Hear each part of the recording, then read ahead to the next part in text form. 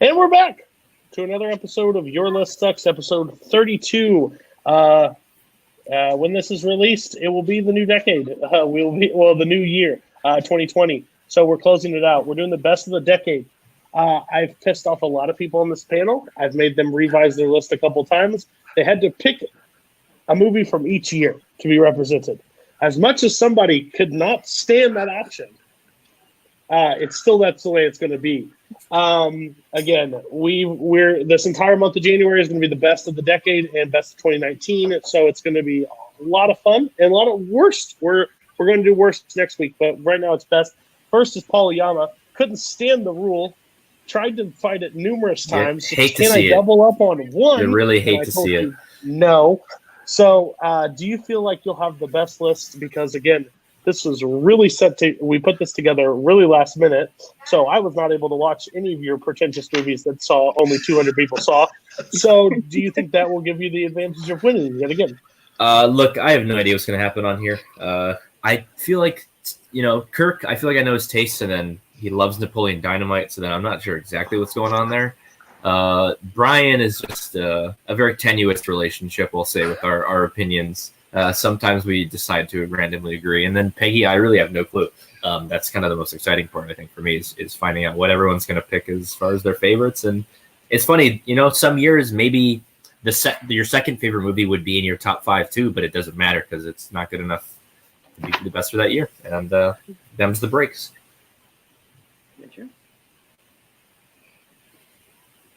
You're muted. Next. Can never figure out the mute button. 32 episodes, still can't figure it out.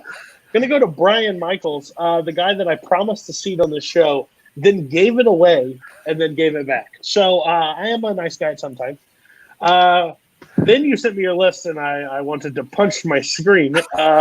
So that's given a little insight to what's going to happen. But do you feel like you picked the correct movies? My list is exactly why you wanted me on here, because you like to punch the screen, and you like to yell at me, and you like to criticize my taste, which is also why you have these two over here, Paul and Kirk, because they are going to, I believe I described it as virtual curb stomping to my answers. But, different tastes, that's how it is. Mine are definitely going to be the more mainstream picks.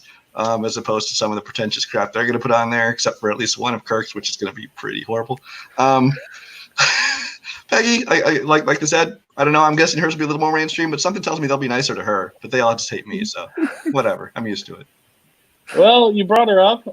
First time on the show, Peggy, I asked Koho, because I'm always scared when I bring new people onto the show that I'm not the nicest person to be on. And you literally said, I'm okay to be yelled at for my choices. So how do you feel like you're going to do today? Oh, I fully anticipate getting yelled at for my choices. In fact, I did a little bit of research, and one of mine was on Paul's most overrated of the decade a few episodes ago. So I have a feeling that it's going to get a little heated. One of us.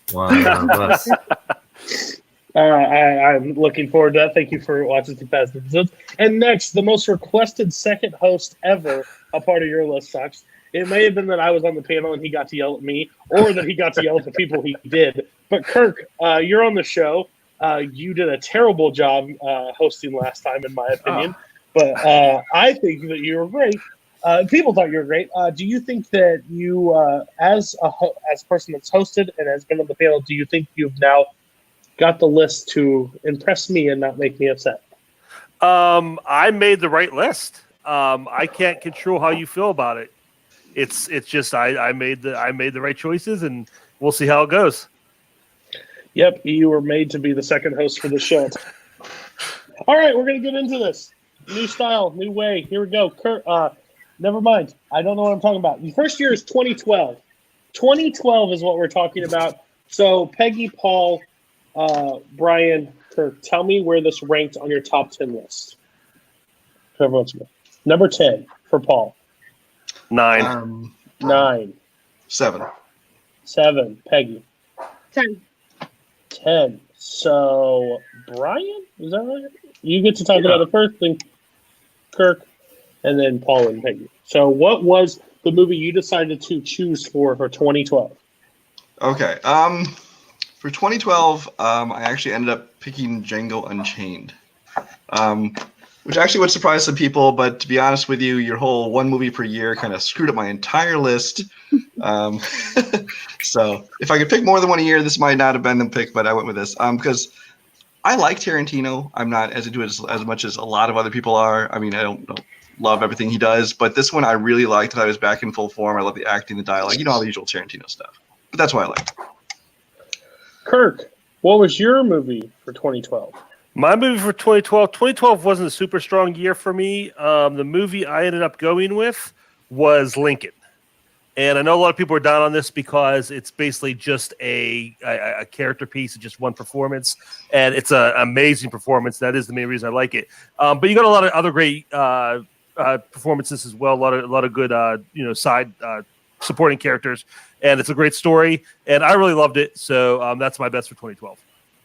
Peggy, what did you choose for 2012? I went a little bit off the beaten path. I went with The Perks of Being a Wallflower. Loved the book. It introduced me to the brilliance that is Ezra Miller. I think it had a sort of John Hughes feel, but darker. And Logan Lerman was surprised. Blew me away in that performance. That was great. And Paul, tell me why you picked the Avengers. Here's where Brian roasts me again for being obscure and whatever pretentious. It's a documentary. It's called The Act of Killing, which is about mass murder in Indonesia.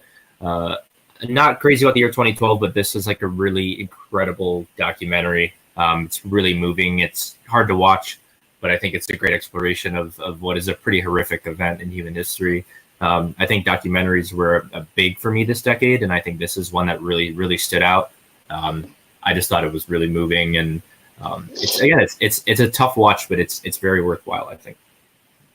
Okay, I'm surprised it wasn't the Avengers. Really, thought it was going to definitely be close. It seems like 2012 wasn't big on everybody's radar.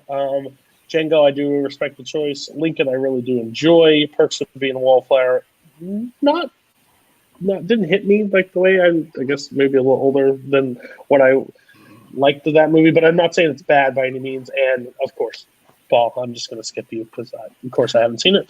But I'll add it to the long list of following on the things I need to watch. Now we're going to go to – or don't have to. You're right. We're going to go to the next year. It's 2011. 2011. Where did everybody have that ranked?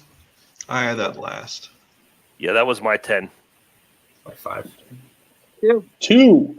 Okay, Peggy, take it away with your 2, then Paul, then Kirk, then Brian. I am going to get so much heat for this one, but I went with Crazy Stupid Love. I happen to love the movie. I am a big fan of ensemble cast and rom-coms and just romance. You got Ryan Gosling, Steve Carell, Emma Stone. I thought it was fantastic. Not everyone's cup of tea, but it was my favorite of the year. You're right, Brian. That's cool. But we're going to go to Paul next. Paul, what was your 2011? It was really close between two movies for me, but ultimately I think I went with my heart and not my head in a way, and I picked Moneyball. Again, I think like baseball is one of my favorite sports, and this is just such a weirdly moving portrait of something that you would think of as being very mechanical and detached. I recently found out that this girl that I've met through Brendan Meyer, who's one of my Throwdown opponents, plays the daughter in this movie. Which is just kind of bizarre because she makes me cry every time I watch this movie when she's singing on the tape at the end of the movie. That's like it's always been a big cry moment for me, and I just think it's an incredible Brad Pitt performance. It's really a really smart and sharp script, and I think it's just top to bottom. It's just a really strong movie, and it's kind of crazy they made a great movie about someone trying to trade for Ricardo Rincon. It's crazy what filmmaking can do. All right, Kirk, what you had at 10? Yeah, 2011 was probably the weakest year of the decade for me, at least as far as like great movies. I mean, I'm looking here, and there's a lot of good movies that came out, but nothing jumped out that would be on my top 10 of the decade. So for my number one, I went with a fun one. I went with Cabin in the Woods. Just a really great horror movie. Great take on. Isn't that 2012? Isn't that 2012? That's the problem. IMDb has it listed as 2011, but there was only a film festival thing. It was released in April of 2012. So yeah, IMDb and I could change it if I have to. Is that if it's did you have it for 2012, Paul? I mean, no, I don't have it on my 2012 list. There were movies that were like that for me where I wanted to. Yeah, Letterboxd. I would have a different 2012 is what I'm saying if that was the case. But it doesn't. It's fine though. Letterboxd and IMDb had it at 2011. So That's right. we're going with it. It's fine. You're rolling. Yeah. With it. Okay. Yeah. Cabin in the Woods is just a really great horror movie, great take on the whole genre. And that last 10 minutes, so that's that final scene is just one of my favorite things to watch of the decade. So again, I mean, it's not a mind blowing movie, but out of a pretty weak year, that's my number one. And Brian. I agree. 2011 was by far the weakest year of the decade, I thought, which, it was the year that wouldn't even made my list if we were allowed to choose more than one for a year. Cabin in the Woods would actually be my number one if I counted it, but I went by the release date, so whatever. But instead, I chose one that would be the epitome of why you hate my list, and that is Fast Five. Just because that year there weren't a lot of great films, but this one I thought was a ton of fun, and this is kind of the one where the franchise really changed into what it is now, which is just action, popcorn, blockbuster, spectacular, unbelievable, instead of trying to be Point Break or one. Which I had fun. It introduced The Rock into the series. I liked it, but I know everybody doesn't. But it's just in a weak year, it was at least something entertaining for me. Please don't ever use the word spectacular again with this franchise. But just real quick, and then I forgot in the last round, but I'm going to open it this round. We're going to discuss why you guys didn't choose each other's films. But real quick, I will go to Kirk. Kirk, your choice for Cabin in the Woods. Good choice. Again, kind of discredit, didn't count. But I'm the same way. When I check people's list, I type in IMDb. I see 2011, so I go with 2011, and that's just a mistake. But so I'm not going to discredit. It just doesn't really count. Fast Five, gosh, that's it. It's the one I do enjoy. It's the one I truly do enjoy from that franchise. It's like 10. You're not allowed to trash it. Nobody else. I really don't like it that much. Paul Moneyball, fantastic. We've talked about this numerous times. I think it's one of the best baseball movies that have ever been made. They do lead you astray and don't talk about the dominant three pitchers that they had on the staff. But whatever, we won't talk about that moment. Yeah. Crazy Stupid Love. This was literally like when somebody bites into a lemon. When you said it, I was like, that's really, I forgot that was on your list.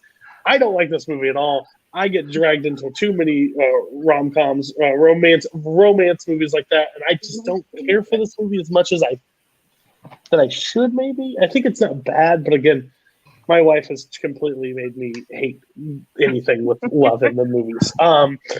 So you four, tell me why you didn't pick each other's movies. What do you think is the biggest mistake on someone's list, and what do you think they are missing besides Kirk's being not able to read release dates? Should we just go person by person and have everyone else comment on their movies? Sure, yeah. So who wants to start?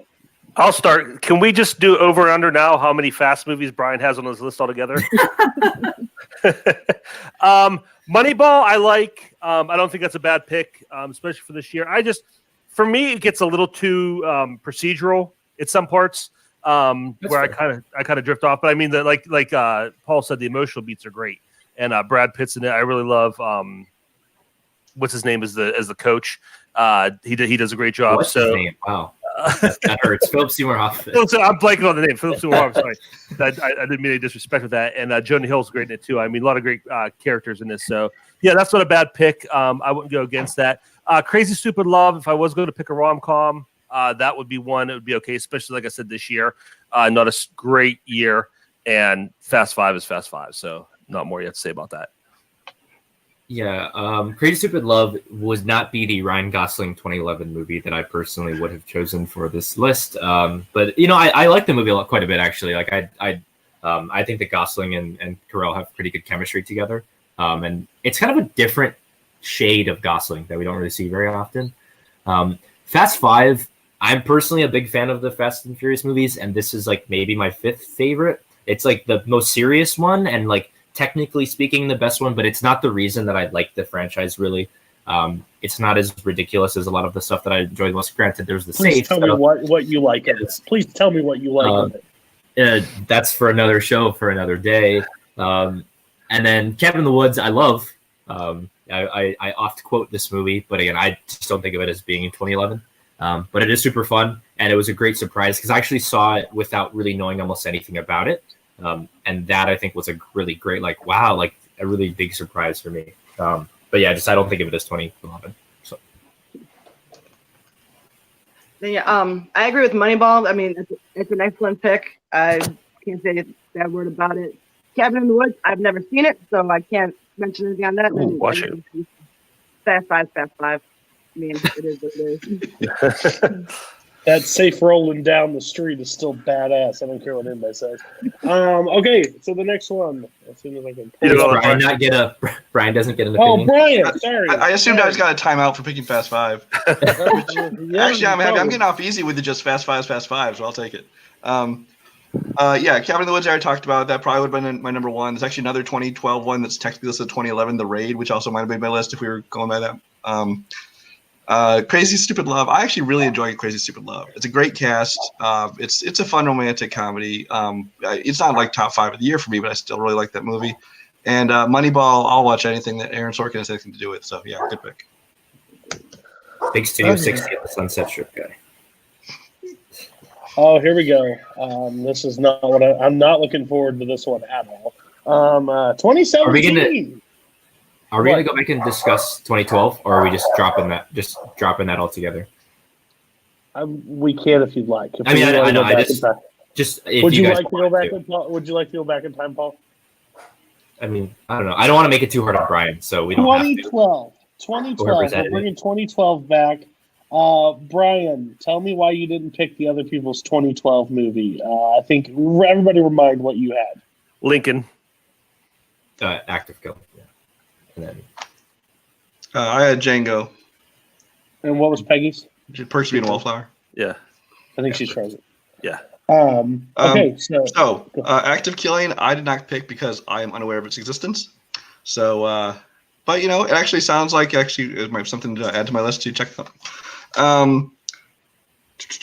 Lincoln, I thought was one of those movies that's full of great performances. It's barely even about Lincoln. They should just call the movie The 13th Amendment. It's like watching a long episode of The West Wing, except taking place back in old days. Which West Wing's a good show. It's an interesting thing. It just wasn't really about Lincoln, and that kind of threw me.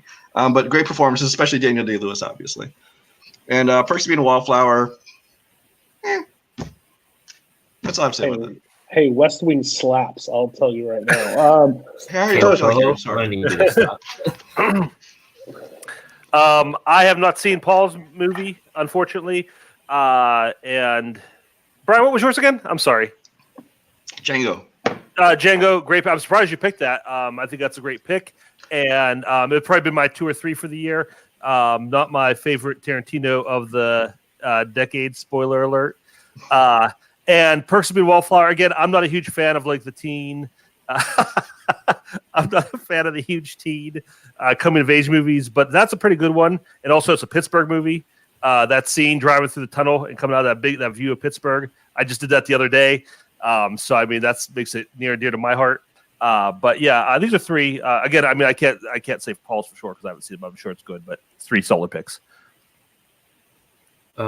Yeah, I've kind of spoken my Django piece. I actually rewatched most of it the other day. I think it just really drags, and it's not the kind of Tarantino that really appeals to me. I think it's a little too in the mud with a lot of its sort of subject matter, and it's not an interesting version of the story. I don't really care for the Waltz performance that much. It's kind of like diet Hans Landa to me. Sort of his affectation and stuff that doesn't really work for me. I just think it's a wildly not great movie. Perks I used to love for a long time. That used to be one of my favorite movies, and I rewatched it about a year ago, and it just doesn't have the same effect that I think it used to. It's nice that it's willing to go dark, but I just think that, yeah, Perks is not quite. I don't think it quite holds up for me as strongly as it as I thought it would or hoped it would, I guess. And then Kirk's pick, which is Lincoln. I just think is a bit stodgy and a little kind of. It's a little robotic from Spielberg, I think. It's, I think, in a weird way, kind of underrated because I think everyone really just dismisses it. It is an incredible DDL performance, but I think that outside of the performance work and the pretty pretty good script. I think it's just a little robotic.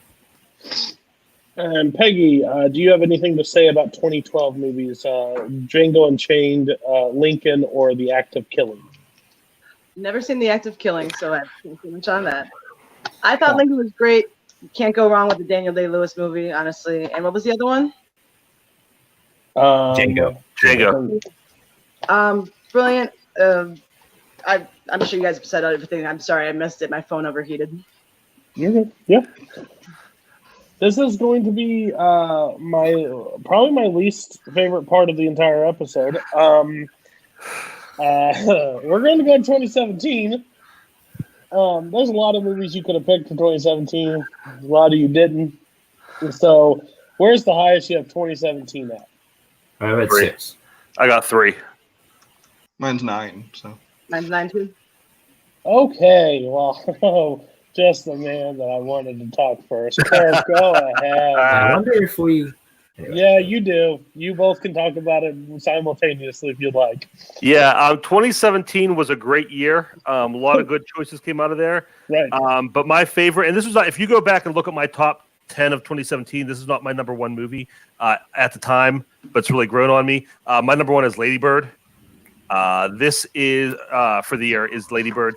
This is one that I think Saoirse Ronan, I've said this before on the show, is the best actress we have working today, and this is probably my favorite coming of age movie of all time. Every character in this movie is so real and so fleshed out, and just really you buy everything that's going on in this movie. Her performance is great. Her parents, her siblings, her friends, everything in this movie feels so real and so grounded, and I just love every second of it. And I'll let Paul talk about it some more. Yeah, so this is my pick. I actually had another pick. I rewatched sort of 3 movies I had circling for this year. And I just think that in my heart, this is my pick, ultimately. It's the movie that I connect to the deepest. Now, is that because Laurie Metcalf in this movie really looks like my mom and has a really similar job? And I'm also a kid who went to artistic school very far away from home. That's a very strong possibility. It's always been a movie that's kind of almost too close to talk about. It's so rich, and every character I think just has such presence. I think the moment where Beanie Feldstein's character says that not everyone's built happy, I think is such a moving moment of that movie. It's a script that I think is so incredible. The opening scene, I think, is one of the great opening scenes of the last 15, 20 years, honestly. It's so effective and efficient. Laurie Metcalf was absolutely robbed. I think that performance is astounding. And Saoirse's great. And Greta Gerwig is just a person that, as an actor and a filmmaker, that has kind of defined the decade for me. So I feel like I needed to have a presence of hers on here. Granted, if I did the Kirk thing, I would have had Frances Ha for 2012. But, what are you going to do? I don't know. I just love Lady Bird a lot. And it's consistently moved me since I saw it until today. Oh, it moves me too. I'll talk about that in a second. Let's go, Brian. Do you both have it in mind? Right? Yeah. All right. Whoever wants to talk, go ahead and just what you're not. I went with Get Out. I'm not normally a fan of horror. Up until that movie came out, I thought that Keegan-Michael Key was going to be the only one who really had success off of Key and Peele, and then Jordan Peele came and punched me in the face with his talent. I thought it was great. I don't normally enjoy scary movies, but that was what I picked. So there you go. Brian? I picked mine just to piss off Kirk, I think. It is One Baby Driver. This is a movie that I really liked but didn't love the first time I saw it. But the more I've watched it, I have just enjoyed it more and more. And that's actually happened to me with almost all of Edgar Wright's movies, because just the kinetic energy he puts into these things, and the dialogue and performances are great, and even the story. I really enjoyed it a lot, and his use of music and everything just makes it, for me, just a fun movie to watch. And obviously you can see from my list so far, I tend to go not by artistic when I'm looking at my own favorites, but by my entertainment value, how much I enjoy it, and that was tops of the year for me. Okay. It's like a broken record on this show. I'm going to first start with Get Out. I'm 100% with you, Peggy. I am not a horror movie fan by any means. And I don't think it's like traditional horror. It's more like psychological thriller at times. But the overall movie is very like I felt super uncomfortable during it, but I loved every second of it. I think some people said Get Out's a little overhyped. I think it's a little underhyped. Like I think that movie stands like is really good. Somebody's getting hungry. Next is Baby Driver. Baby Driver is a great movie. I don't believe it's as like people's like number one of all time. Like that's insane to me. Like number one crime movie, I think it was on some people's list the other day. Like Yeah, it was. That's an insanity pick. I don't agree with that, but I think it's a fun movie. I think it's a real fun movie. So I can't hate you for having that. Whew. Lady Bird. Lady Bird. I've said it before. That movie made me feel a lot of things. I felt for Saoirse Ronan when she hopped out of the car because I wanted to do that during watching this movie. This is a pretentious pile of shit, in my opinion. It was super overrated. I get it for people that like it. I can't stand it. Laurie Metcalf does the same performance she does in The Big Bang Theory as she does in this thing. Oh. She's a good What old the pound fuck mom. are you saying? She's the same actress. Hold on. She's the same actress. She just pulled on the same performance. Yeah, this movie is just BS on top of BS on top of BS. The best coming of age movie. Please get the hell out of here. He said his Edge favorite. of 17. Edge of 17 is way better than this movie, miles better than this movie, and no one even talks about it. But Lady Bird comes out and it's great. No, it's overfluff bullshit. I hate this movie. Saw it, everybody. I saw it 3 times. I've sat through this thing 3 times trying to understand it. Nope, not a clue why anybody likes this movie. But real quick, why did everybody pick the other movies? I'll start. Both Get Out and Lady Bird are movies that I actually really enjoyed to some extent, but I will say that the overpraise I felt they were receiving actually made me like them less. It's just one of those things that happens. Like it happens to me a lot with Christopher Nolan movies. Like I would like them if people would stop just bowing down to him like this cinematic god. So both those movies I enjoyed, just wouldn't be in my top. That's all. I can go next. Lady Bird, I kind of disagree with you. I thought it was brilliant. The scene where Laurie Metcalf drives around and comes back, there's no words. It's just all acting on her face. I thought it was fantastic. Baby Driver, I thought the best thing about it was the soundtrack, and that was about it. Yeah, I'm just gonna say the word pretentious is incredibly overused and really misplaced in that sense. It's not really trying to be this crazy art movie. It's like a very personal story. So I think that's kind of a weird angle to attack Lady Bird from. I think Get Out is phenomenal. I think it is really scary, especially if you can empathize with the people that are in the story. It's super entertaining. 2017 is just at the top a really strong year. And every time I hear people, not to do the Cody Newberry thing, people in this community talk about Baby Driver, I find myself liking it less and less and less and less. And it's a really fun theatrical experience. But it's not sliced bread. It's really fun, and I would watch it again willingly. But I just think it's a little airy. It's a little empty. It doesn't stick with me, I think, the way that my favorite movies of 2017 do. Yeah, I don't hate Baby Driver. I know that's a misconception. It is definitely not the best crime movie of all time. I didn't say that. Let's just keep that. Oh, I know you didn't say that, Brian. But people as a community, we shall be ashamed of that people have said that. It's a decent movie. It's on my short list for this decade. If it had been in another decade, it may have made the list. But there's just so many stronger movies. I think it's a fun movie. Same with Get Out. I do think Get Out is a little overhyped. I rewatched it recently, and I just away from all the hype of it. I don't think it's bad. I just don't. I'm not as into it as everybody else is. And of course, I completely agree with everything Paul said. It's all right. My reaction to Lady Bird is not going to be the last one that I have because somebody else. I know. That I hate even more. All right, we're going to go to the next year, 2015. 2015. So where does everybody have that ranked? 9. 3. 1. 3. Number? 2015. I have 2015 at 7. 7. Peggy, All right. Brian, Kirk, me. Yep, Peggy. Take it away. What is the number one movie of the decade in your opinion? It's not necessarily my favorite of the decade. The way it worked out, I'd pick one per year, but this one I think is brilliant. Doesn't get enough talk. It is The Big Short. I kind of want to talk about this like Stefan from SNL. Like, this movie has it all. Margot Robbie in a bathtub explaining subprime mortgages. Brad Pitt taking an elevator ride wearing a medical mask. It's brilliantly directed. I didn't expect it from Adam McKay. I don't know. I don't even know what to say about it because I know I'm gonna get some flack thrown back at me, but that's all right because I love this movie. I don't think you get as much flack as you think. Brian. Somewhere Sean Sandberg is doing a dance right now for that pick. I picked Cody's favorite movie of probably all time, and that is Mad Max Fury Road. Mad Max Fury Road is one that I've never been a big fan of Mad Max movies. I thought they were okay. They were enjoyable enough.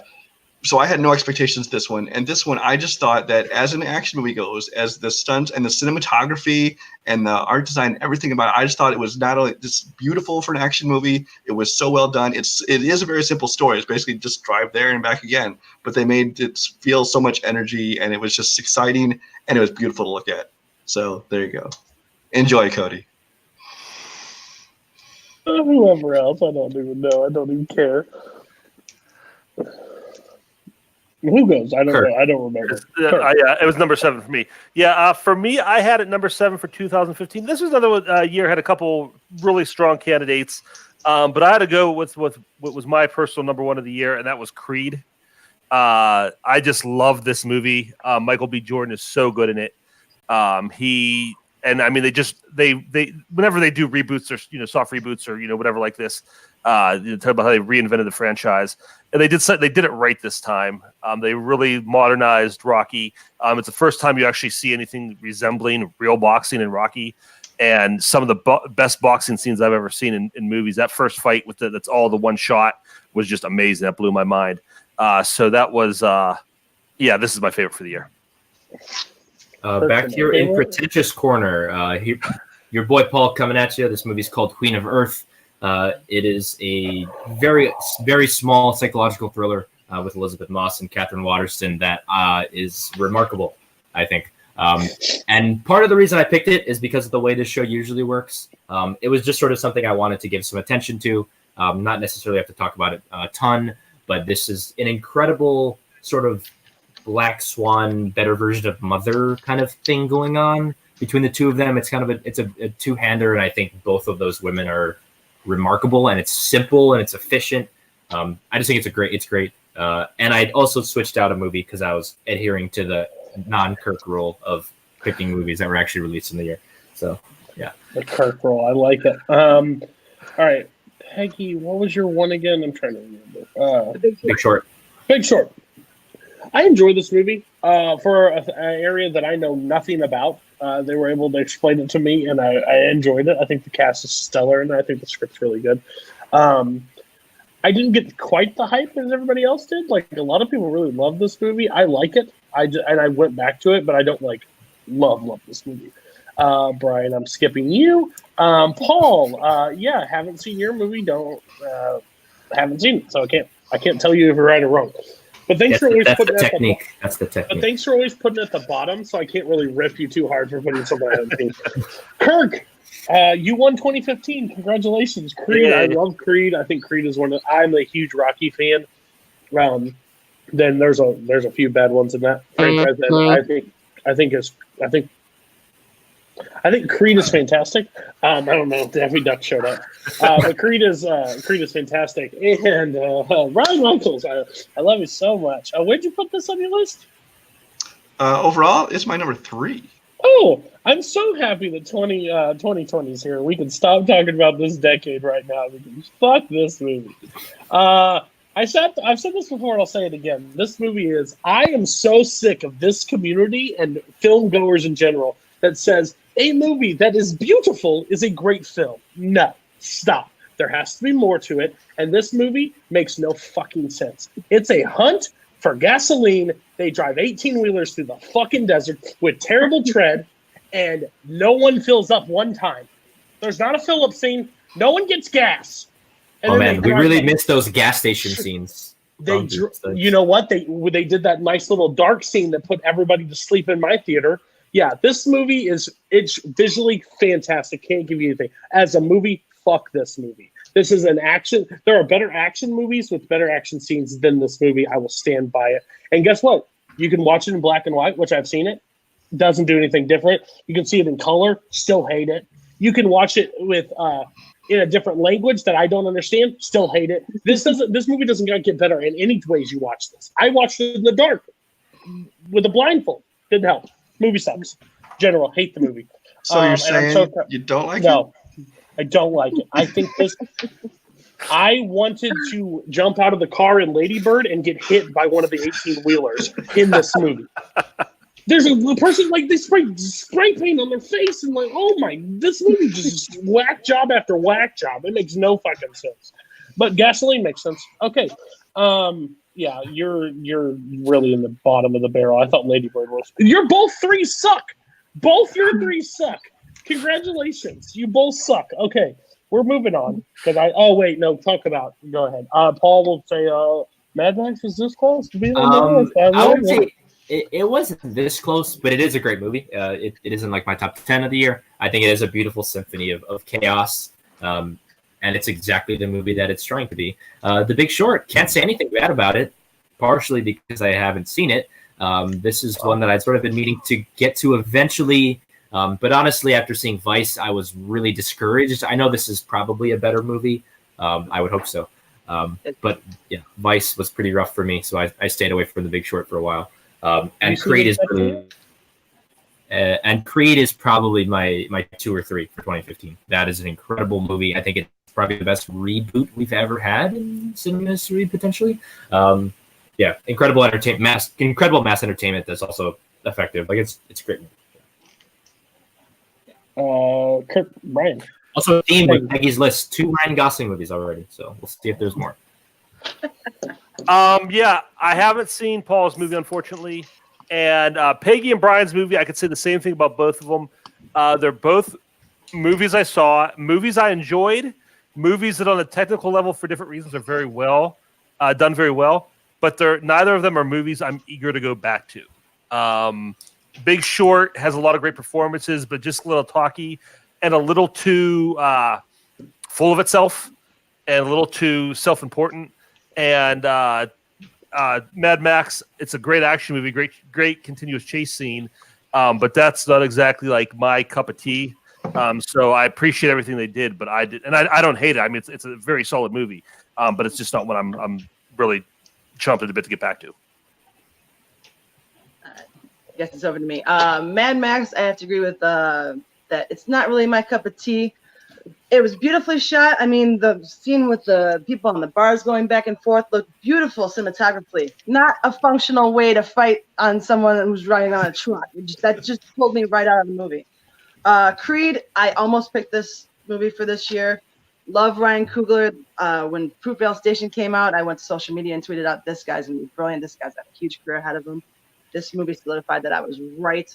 Soundtrack's amazing. All the Easter eggs from the old Rocky movies that they just put in there. I thought it was fantastic. And Queen of Earth, I haven't seen, but I promise, Paul, I will see it if you see The Big Short, since you haven't seen that. I own it, so I probably will watch that. Things Creed, are kind of. Yeah, go ahead, sorry, Brian. I always cut Creed, Brian off. Sorry. Good movie. I enjoy the movie. It's just not the top of the year for me. Big Short is I kind of agree with Kirk in that, I watched it. It's a good movie to watch once. Not something I think I'll ever go back and watch again. It's just kind of like there for me. Was it Queen of something? Earth. You started talking about it. I started looking it up, add it to my watch list, and then you said something about a combination of Black Swan and Mother, which is you could not make me not want to see a movie more than saying something like that. So yeah, no. If you want to deprive yourself, by all means. Yes, I'd gladly deprive myself of that. All right, 2013 falls in at the 6th spot. Who had? Where did everybody have that? 8. Paul had it 1, 8. 8 for me too. 6 and okay. All right, Paul. Tell them why you picked the right movie for 2013.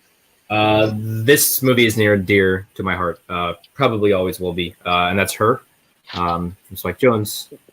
This is just a movie that has connected with me on so many levels. It's beautifully made from top to bottom. I think it looks incredible. It's this portrait of a near dystopia that I think feels like it's really close in a lot of ways. And I just think that the Theodore and Samantha relationship is such an interesting exploration of what love can be, and what love is for a lot of people. And yeah, it just hits me in a lot of different places. Moon Song is like one of my favorite original songs from a movie in a long time.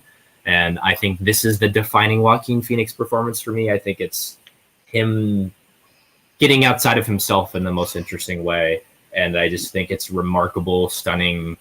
I love it so much. It's my favorite movie made post 2000. I just think it's striking and gorgeous, and just every positive attitude you can really think of. It's an incredible movie.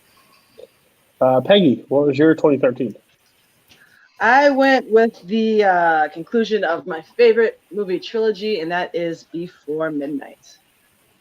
I am a big fan of Richard Linklater. I followed the story of Jesse Lane from the first movie. It's been 18 years in the making to the third. And I love the fact that it didn't really romanticize them as a couple anymore. It felt more based in reality. And I thought that was a brilliant choice for them. And that's why I chose it as my favorite.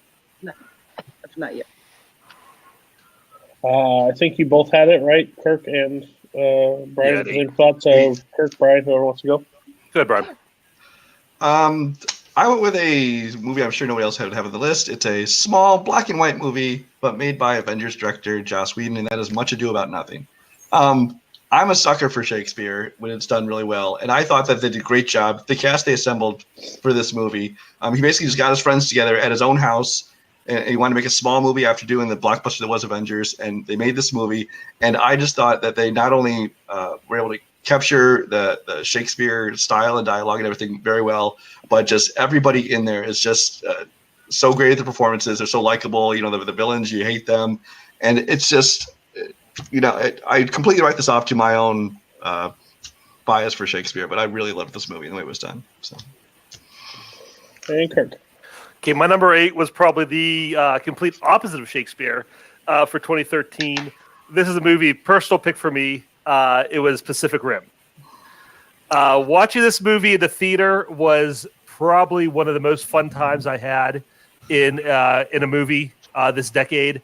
The scale of this movie just blew my mind. One of my favorite shots of the decade is the over-shoulder shot of the kaiju where the little girl's running away. That was just fantastic. I think Screen Junkies in their honest trailer, they nailed it. They said it's either the smartest dumb movie or the dumbest smart movie of all time. And I couldn't be more dead on. It's campy and it's silly and it's goofy, but the robot fights and the kaiju fights are so much fun. And I know it's not the best movie of the decade, but for me personally, it was the most fun. Yeah. Okay. So I will first start with Paul.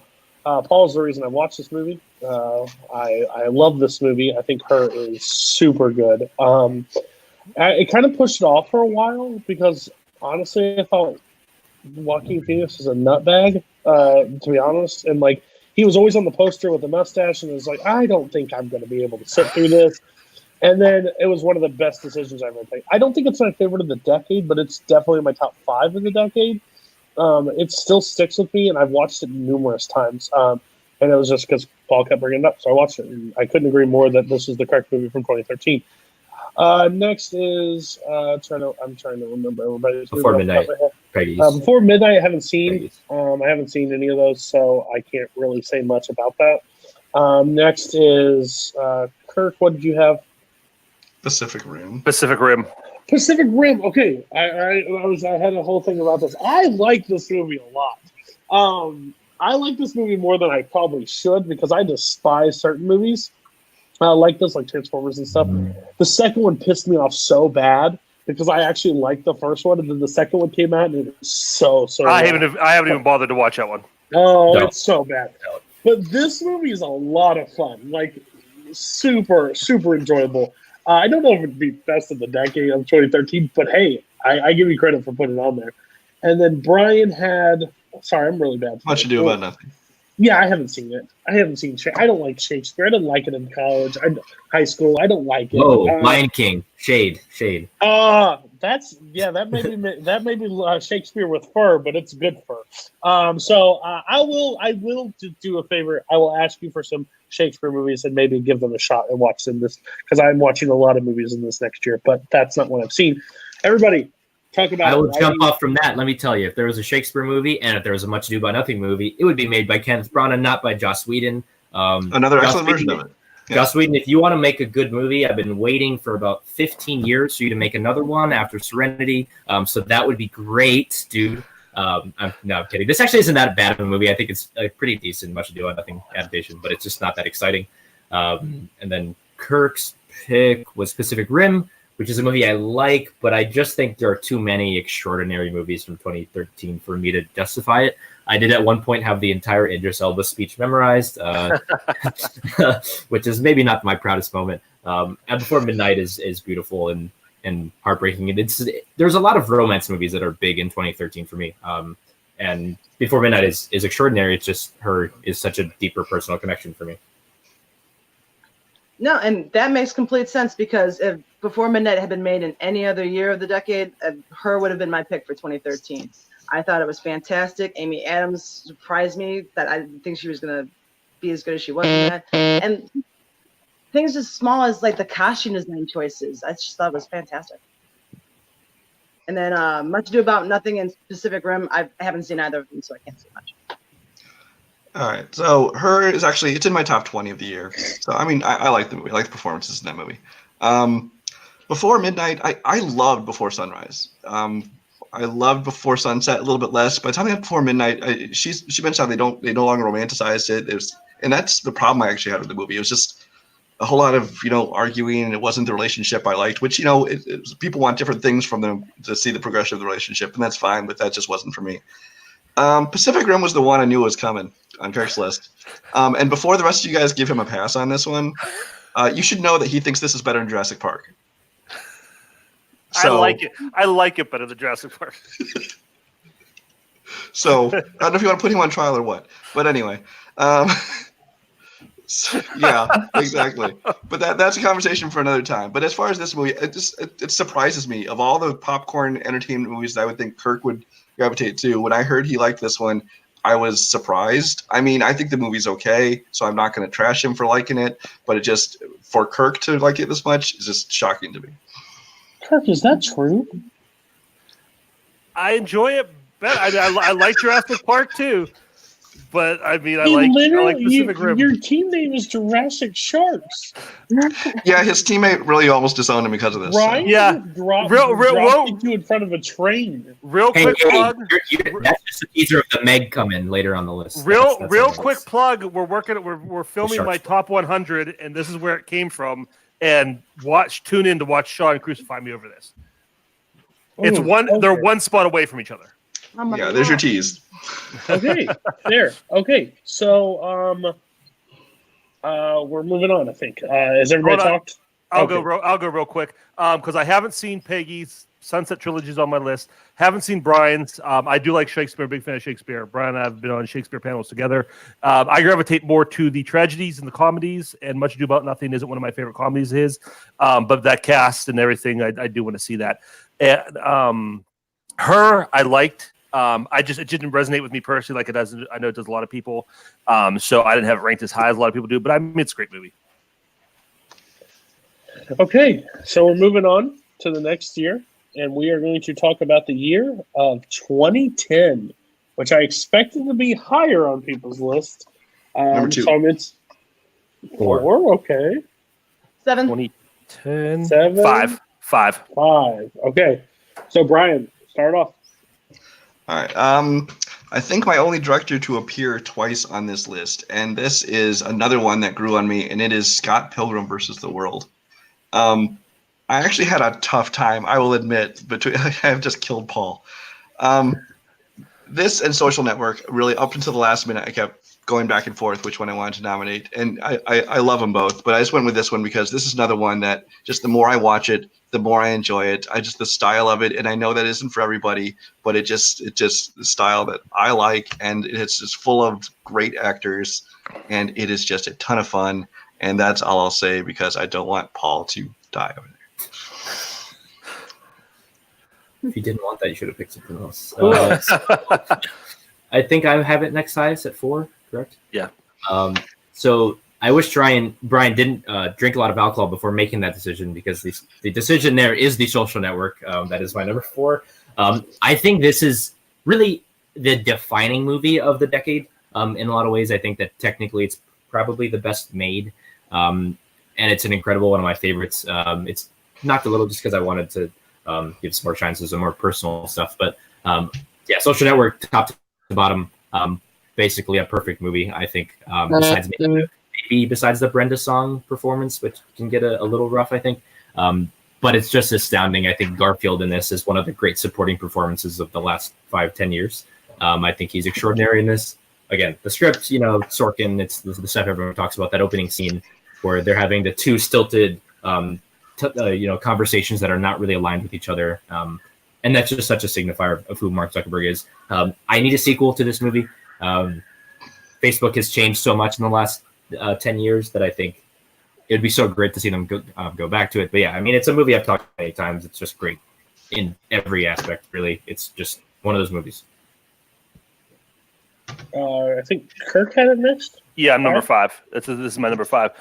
This was another great year. I'm looking at the list here. A lot of movies I could have put on this list for this year. But the one I went for is one I've just watched recently for the first time, and it really resonated with me, and that was True Grit. This was I'm usually not a huge Coen Brothers fan. I like them, but I'm not as into them as a lot of people are. But this one it was just such a beautifully shot and beautifully told story of just this going on. I think it's better than the original. Jeff Bridges is great in this. All the performances are great in this, and the music, the score is amazing. So everything about this movie just comes together and works so well. So out of all these great movies for this year, I had to go with this one. And Peggy. Here's the one I'm going to take a whole lot of flack for, and as much as Paul said earlier that there was a little bit of a trend with me having 2 movies already with Ryan Gosling on it, here's the second one with Emma Stone on it. I went with Easy A, which is a surprising pick to some, but I like movies where if I'm scrolling through the TV guide and I see it's on, I stop, I watch it. And this is one of those movies for me. I thought Emma Stone was brilliant in it. You got Stanley Tucci and Patricia Clarkson as the parents. They were fantastic. It's just one of my favorite movies of the decade, so I had to name it. Okay. First, we're going to talk about the person that was correct, and his name is Paul Oyama. Social Network is the correct choice in this. Well, I'm going to talk about something after this, but there's a movie that I think a lot of people are missing. I'm just curious why it missed everybody's list. But this movie is brilliant. I think we've said it so many times on the show. We've said it on biopics recently. It's just it's so good. And I know there's not like 100% truth in it anymore, but still, Andrew Garfield's scene when he smashes the computer is still one of my favorite scenes of all time. It's just so good. Then we're going to go to Kirk. Kirk, your movie was True Grit. True Grit. I've seen this movie one time. I liked it the first time, but I'm not a huge Western fan. I don't go back a lot to watch them. I'm also not the biggest Coen Brothers fan at times. I like the certain ones. I like Fargo. I like Oh Brother. I like certain ones, but I'm not Big Lebowski doesn't register, and I think they're great performances. It just doesn't stand out enough for me to go back and sit through it. Peggy, Easy A, I will stand with you. I don't think you're going to watch it. I like Easy A lot. I think Easy A is a really good movie. I wouldn't say 2010's a hard year in movies. I think there's a lot of good choices you could have went with. This is the most unconventional pick, but it's a good movie. It's a damn good movie, and I've seen it recently, so I will stand by you on that one. Oh, and Brian. I hate this movie. Like, this is a movie I absolutely hate. I was on call with 4 people watching this movie for the first time. And they watched it with me because they wanted to see my reactions because they swore up and down that I will love this movie. Just you have to give it a shot. I was half asleep near the end. I was bored out of my mind. I was annoyed by the people that I was watching it with because they were just annoying me on top of what the movie was.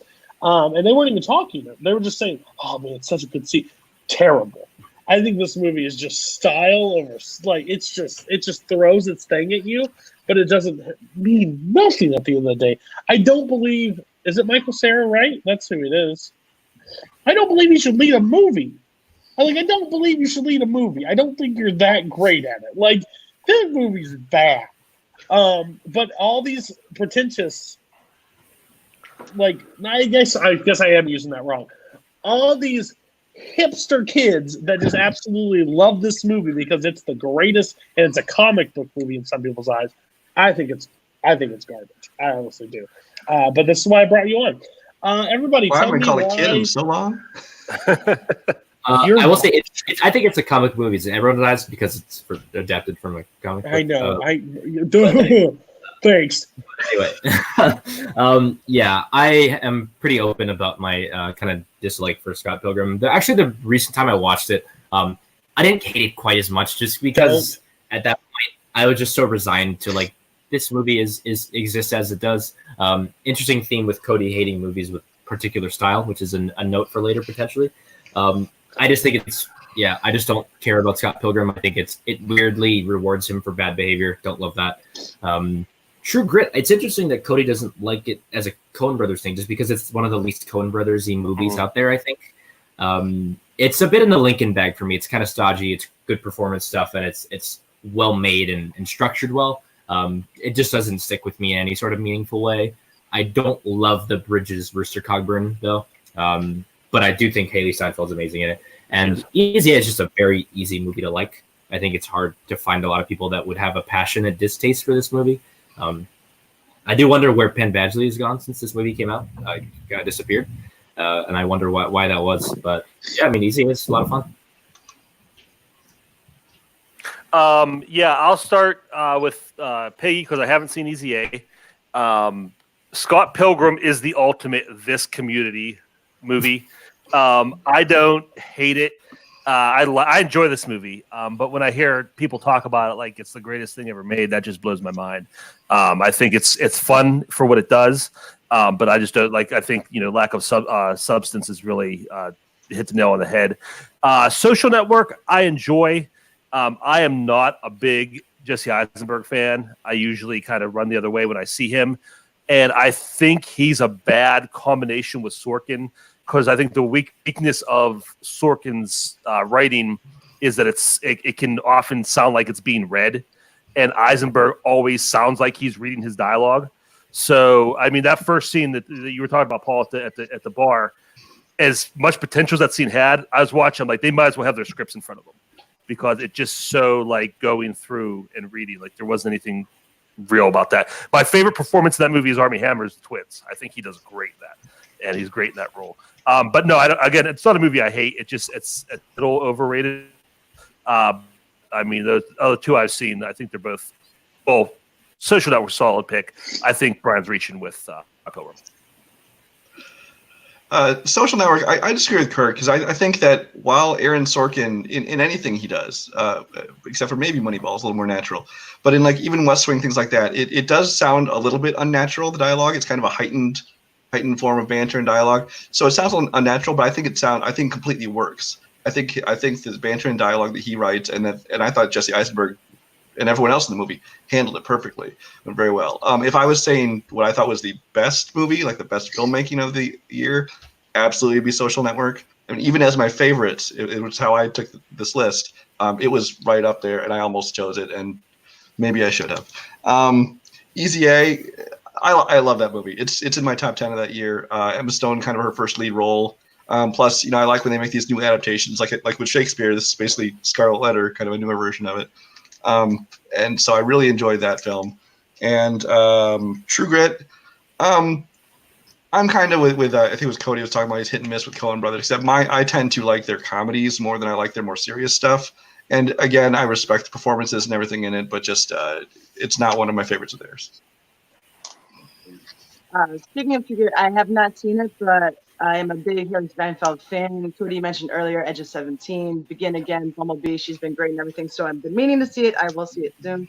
Haven't seen Scott Pilgrim either, but Social Network. Aaron Sorkin could do no wrong. I tend to fumble over my words on a day-to-day basis. I wish he could script my life for me. It's a So I do have a real quick question about 2010. I know a lot of people will have this. A lot of people will talk about this movie, and no one. I brought a bunch of different people in, and no one had this. There's no Inception, and that made me so happy. Okay, but I'm just curious. Look, I don't need to be called out like this. No, and that's not a personal call out for you. I understand that you haven't seen it. But my overall call out, like, I'm just curious why this movie didn't rank on the other three people's list at all. Like, and I get it. I just want to know, just as a discussion. I assume someone would have it on their list, so I would pop up. I'm scrolling down on my letterbox just to find it. I don't think it belongs there. That's why it's not here. Okay. I think it's that simple. Yeah, it was probably in my top 20 of the year, but that's about it. And again, it's one of those with Christopher Nolan, which I might enjoy it more if people didn't just praise him and it kind of makes me dislike it more. But Paul, I'd be interested once you finally see it, Paul. I'd really like to know what you think about it. I think it's hard. It's hard because at this point, there's so much about it that's just in the ether. I don't know if I can really experience it the same. Just kind of what happened with me at The Shining, because it's like everything is just out there. So it's hard to really know what the experience is like. But anyway. Okay. That's just I'm just curious what everybody thought about it, because I know it's going to be one of those things like, what? There's no Inception. A few people sent me their list and they literally put it as their number one. So interesting. But we're going to go. The next one is number 4. It's going to be 2016. 4. 2016. I have 4. 8. All right, Paul, Brian, Kirk, Peggy, go. Yeah, this is another really strong, really difficult year. But ultimately, I went with Moonlight. I just think this is one of the sort of defining. Koho, very funny. So I think this is one of the most incredible and remarkable achievements of film of the last however long. It's so striking and moving. The music is really underrated in this movie, I think, in a lot of ways. When he hits the kid with the chair is like one of the most cathartic moments I think I can remember in a movie in a long time. That's of all of this pent up feelings that someone doesn't know what to do with, and I think it's haunting and beautiful. And the ending just really gets me every time when they're in the diner, and then when they're in Kevin's house. I mean, I don't know what else there really is to say about this movie. It's made so full of heart, and every frame is just, you could frame it on a wall. It's incredible, and it's an amazing movie. All right.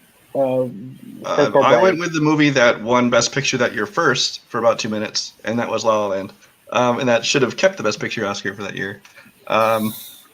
It just, kind of harkens back to those old school musicals, and I really, again, it's a personal pick. I really enjoy musicals. Ryan Gosling, Emma Stone were great in it. Moonlight, I mean, I'll talk about it later, but I thought that was a good movie, but I just think La La Land deserved the award more, but that's just Oh, Kirk. I've heard about that movie again, for so freaking long. Yeah. 2016 was a great year. It was really hard to narrow down. I have 3 movies here that any one of the 3 could have been it, but I ultimately went with my favorite, which was Hell or High Water. This was a great movie, a great Western. I think this is where we see Chris Pine as actually like a real actor that we could look to in the future to really do some really awesome. Ben Foster just kills it in his role as the brother. And again, we have Jeff Bridges doing his Rooster Cogburn impression, and but I mean he's still pretty good at it. And his I love a movie where you have 2 people trying to achieve completely opposite things, and neither one is a bad guy. You're equally rooting for both of them to succeed. And obviously that's going to lead to tragedy at the end. And that final scene of this movie is just mind blowing. The two of them going at it. So Hell or High Water is my pick for the year. Okay. We're gonna go to Peggy. What was yours? All right, this is the one where Paul Yama had it on his most overrated list. I went with Sing Street. I think this movie does not get enough praise that it should. It's more about, to me, it's not about the relationship between Connor and Latina, like the main love interest. It's more about the relationship between Connor and his older brother Brendan. And speaking of, Jack Rayner knocked this role out of the park. Got fantastic original music, fantastic 80s music. I thought it was great, and more people need to see it. Okay. First, I'll stay with Peggy. Another movie that's this Community movie is one of these, Sing Street. I don't like Sing Street. I've said it before. Koho, I think it's because I'm friends with Koho. If I boil it down, I think it's because I'm friends with Koho. Because I've never heard somebody shoot praises for a movie that is just meh. Like, I think it's a fine movie. But to say one of the best is a little crazy to me. Insane. Don't shake your head too much, Brian, because I'm going to hop right back over to another movie that is way overrated. Moonlight? I hate the thing that we're talking about, the homage to like old time Hollywood and stuff, like musicals and stuff. Yeah, they do it, but they don't do it well. They don't do it great. Like they miss the mark. Like, I'm tired of these movies that came out in the past few years that pay homage to old time Hollywood, but make old time Hollywood seem boring as fuck. Like, I'm tired of it. Like, please stop doing that, because listen, Singing in the Rain's a fantastic musical that's shot like on the old time musical set, and like, no, like, Emma Stone's fine. She is not that great of a singer. I will stand by that to the end of the day. They cast this movie on those two, but they didn't cast it on overall talent. The music is bland, this, especially with the musical. I think it's very bland music. Then we'll go to Paul. Paul, I don't know if I agree with you 100% that. Wait, Kirk. Kirk would be next, I think, right? Or I can talk about whoever I want. Welcome to my show, sir. Sure. Because Kirk had the correct voice. So here on the mainland, this is how we do things. Paul, I love this movie. It is in my top 5 of that year. I think it's a fantastic movie. It's way better than La La Land. But I think I understand completely where you're coming from on this one. It doesn't resonate with me as much, which I think that's just blatantly obvious. I didn't go through that stuff. But the mother interaction with the son, I can kind of touch a little bit base with that. So I think that's why it hits a little close to home. But then the final one for me is Hell or High Water. It's my favorite movie of that year. I think that movie is beautiful. I think Ben Foster is amazing in that movie. Chris Pine, I've said it before, I've always felt of him as meh at times, but I think this movie is really one of the best movies he's in. Jeff Bridges, the overall, and just how everybody in this movie acts is like literally feels like where this movie is shot. Like, even the waitress in the diner is just a total hard ass and doesn't even puts Jeff Bridges in the place, so it still kills me. We serve ribeyes. That's it. Deal with it. So I just love the overall back and forth between the brothers. Like, Chris Pine just wanting the best for his life, and Ben just can't get. This is the only life he knows, and this is where he's going to live. So it's a very good movie. All right, so everybody, go ahead. Tell me why these amazing movies the two people picked are not on people's list. I'll say that Peggy's pick was my number 2, and I went back and forth which one I was going to go with because I love both these movies. My third one I also want to mention was Train to Busan. That was another great one. It should have got some love. But Sing Street, I love Sing Street. I disagree with you. I think me and Brian go back and forth with this. I hate most high school movies because most high school movies feel like they're written by 50-year-old men who have never talked to somebody in high school before. This movie the characters all are grounded and real, and then you put in that kind of like heightened reality of the music interspersed through there, their music videos and everything they're working on. So I just love it. I love the relationships between the friends, between the brothers, with their parents. watching their parents go through their divorce, their split up and divorce, is just so real and so relatable to me. Moonlight is another great one of the year. I love Moonlight. It is a beautiful movie. I agree with you, Cody. The mother stuff, especially at the end, is really where it got me and where I was able to relate to this and really connect to this movie. So yeah, that's another great pick. La La Land, not so much. La La Land, I think, is one of the most overrated movies of the decade. La La Land's biggest sin, I walked out of that movie and I could not remember any of the music. You should be humming one of the songs. I forgot the music when it was. I mean, that's what that's your bread and butter there, and it was just Ryan Gosling and Emma Good. They're chart movie that like deserved best picture, I think, even consideration. But I think two great, one kind of overrated pick. I have nothing bad to say about Hell or High Water. I really enjoyed that movie, the performances, especially I like Ben Foster. I mean, he's good in everything he does, but especially in that movie, I thought he did an excellent job. Sing Street, I agree with Cody in that it's a good movie. I don't get the love for it that some people like Koho heap upon it, but it's a good movie. Just wouldn't be tops for me. Moonlight, I've kind of already talked about. It's a good movie. I don't hate Moonlight. I would not have gotten the Best Picture of the Year. I do want to say if the rules were not one per year, there are a couple others I definitely would have made my list. I would want to put up Nice Guys, another Ryan Gosling movie, and The Handmaiden. If you haven't seen that, it's another excellent Asian movie. So. Well, you would think that I would have picked La La Land considering Ryan Gosling and Emma Stone are both in it, but I just thought it was meh. I mean, I wanted half the dresses that Emma Stone was wearing, but I don't know. It didn't do it for me. Hell and High Water I haven't seen. And then Moonlight, another one. I just thought it was, I couldn't understand that it won Best Picture. I don't know. Wasn't my type of thing. So Sing Street, I think, is the movie that was underrated until it became incredibly overrated, I think. The amount of people that talk about it as underrated, I think, is just grated on me.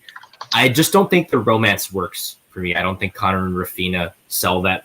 There's no chemistry, I feel like, between them, and that doesn't work at all for me. Jack Rayner is great, and Driver Like He Stole It's a great song. I think the rest of the music kind of lags behind a bit. La La Land it's tough because it's a movie I really do like a lot. And I do think the music is actually way better than it's being given credit for by a lot of the panelists here. But it's just tough, I think, in comparison to Moonlight, I guess. I like La La Land when it was better, when it was called Umbrellas of Cherbourg, for the musical heads out there. But no, I mean, La La Land's beautiful, and it's got actually a weirdly similar ending to Moonlight, the sort of wistful, what could have been sort of feeling that it's eliciting from you. And Hell or High Water is, I think, a movie that's aging really well. It's really works, and I think that porch scene is like the best scene in the movie. That is incredible acting. I do think that the Jeff Bridges thing is just tough. I just think it feels like parody. He doesn't feel like the character who's in the same movie. I think it's a bit outside of the sort of the realism that the movie's going for. But the movie's great, and again, it's really fantastic. Gosh, Paul, I wish I could go with the amount of bullshit that you just spilled about the music in La La Land, because that's impossible. Brian, did you get a chance to? You did get a chance to talk. Okay. Well, I'm sorry. You just pushed me off. We're going 2014. Third on the list, 2014. Here we go. So where did everybody have? 1, 5, 8. 4, 8. Kirk, take it away. Okay, my number one movie of the decade, according to this list, if we're going year by year, is a 2014 movie, and that is Whiplash. I mean, so much has been said about this movie, not much more you could say. A lot of it rides on that ending, and just, what's going through their heads at that moment. Yeah, I thought about it for days after I watched it. Just, what was really the motivations? What were they trying to accomplish? And but just that relationship and that idea of J.K. Simmons' character, how driven he is and how far he's willing to push people. And that scene where he's talking about, the two worst words you could say to anybody is "good job," and you listen to his philosophy, and you're like, "Wow, he's kind of right." And then you feel like kind of gross agreeing with him, realize, he basically drove somebody to suicide, carrying out this philosophy. But you really can't see anything wrong about what he's saying. And when you see at the end, and he kind of won. He did what he should do. Such a mind-blowing ride watching that relationship in Miles Teller's arc, what he goes through, what he's willing to do, and just a really cool character study with these two.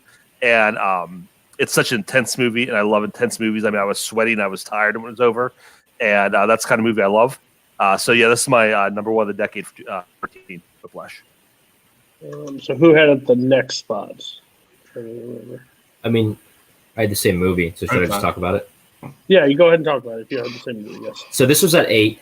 I don't know if I have a ton of original things to say about this movie. I'm echoing generally what Kirk's saying. I think that the Miles Teller's performance has actually become underrated in this movie because everyone just talks about J.K. Simmons, which I kind of get, but I think that this is the best Teller has ever been. And I'm really glad that he did this and not La La Land as his Damien Chazelle collaboration as he was originally supposed to.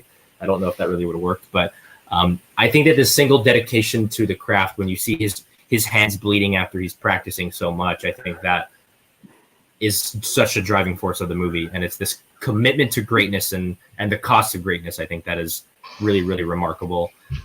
Yeah, I mean, him performing Caravan is like insane at the end. And I think that stuff is just really, really tense and incredible filmmaking. I think that's the best stretch of Chazelle's career, really, is that last 20 minutes or so.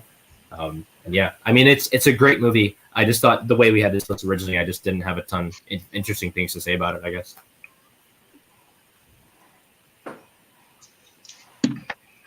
Brian, Peggy?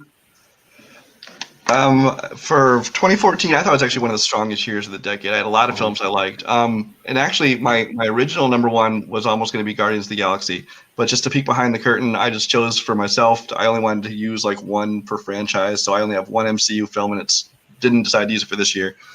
So for 2014, I actually went with John Wick. Obviously, I like action movies. You've seen half my list is action movies. But I thought John Wick was just so original when it came out. It's this movie nobody knew anything about. It just kind of came out, and Keanu at that point had been doing a lot of like straight to video stuff. People didn't know if he'd come back to feature films, successfully, and he came back in this one.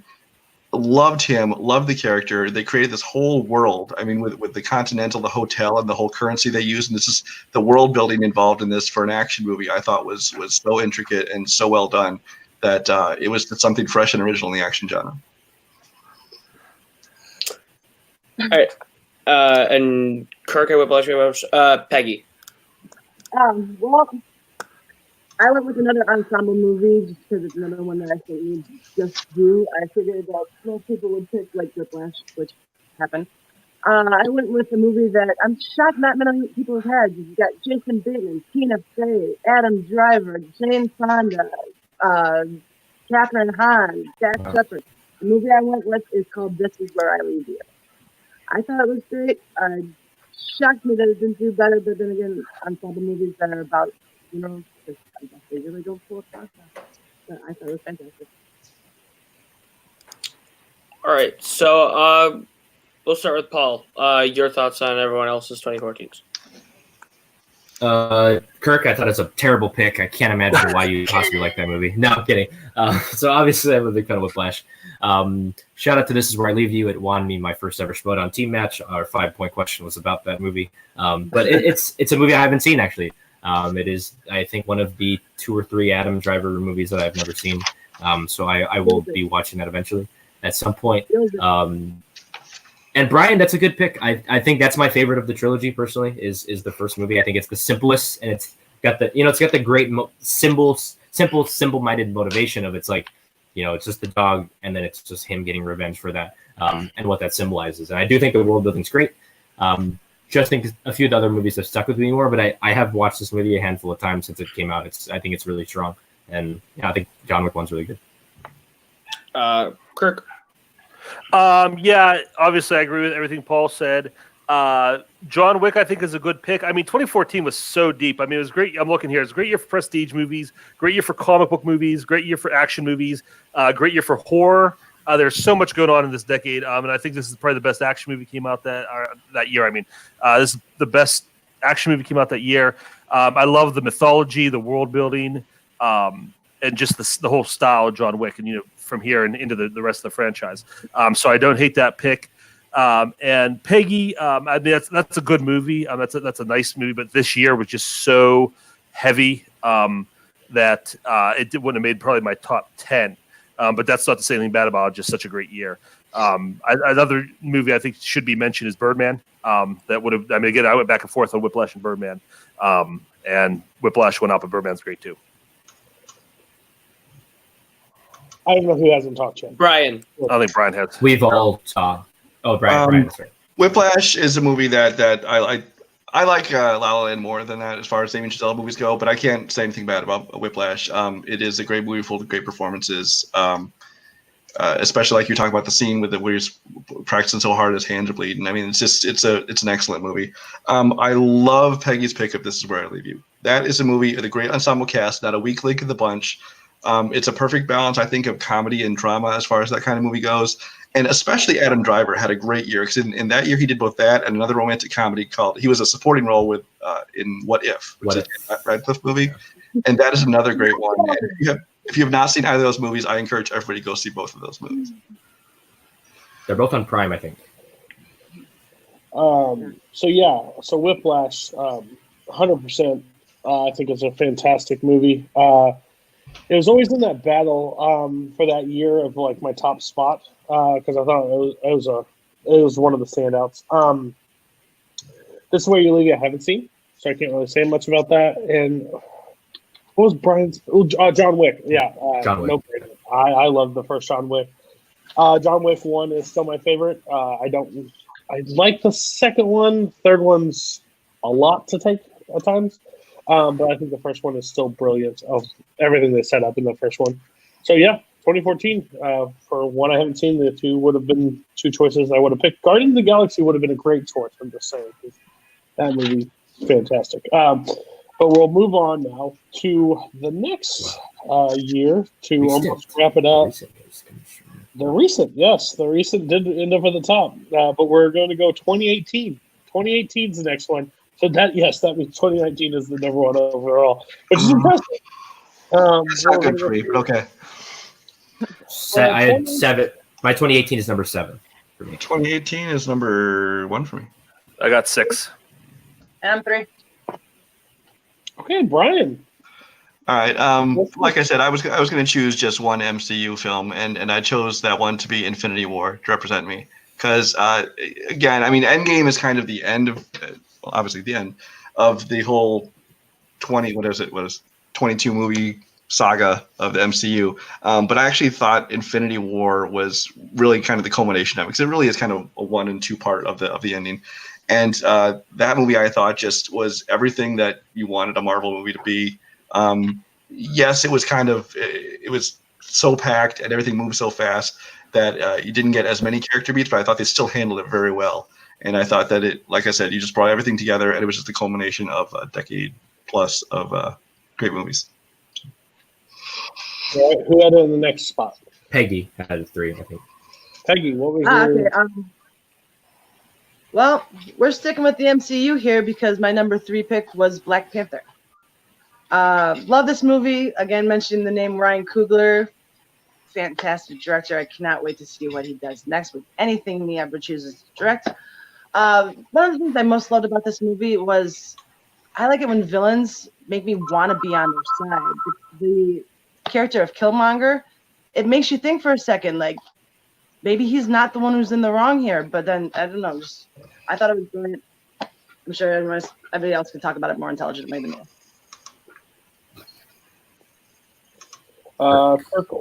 Kirk, yeah. I had 6. Get a spot. Yeah, my number 2018 number 6, and the movie I picked. I think this is probably the most underseen movie of the decade, and a movie that really deserves more attention, and that is American Animals. This is a really cool little crime movie.